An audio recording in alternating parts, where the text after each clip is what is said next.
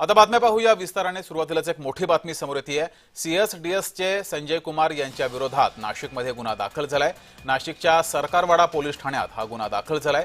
ओट चोरीचा चुकीचा आरोप केल्याप्रकरणी गुन्ह्याची नोंद झाली आहे। निवडणूक आयोगाकडून पोलिसांकडे तशी तक्रार ही देण्यात आली आहे।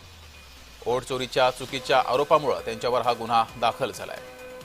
अधिक माहिती घेऊया, आपले प्रतिनिधी किरण गोटूर आपल्या सोबत जोडलेले आहेत। किरण,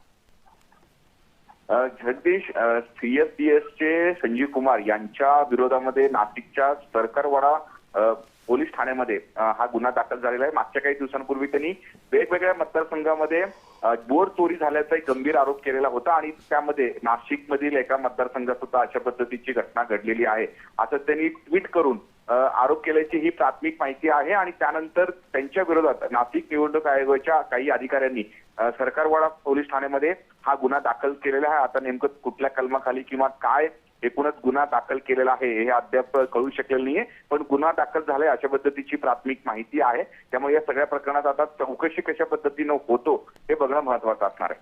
धन्यवाद किरण दिलेल्या माहितीबद्दल।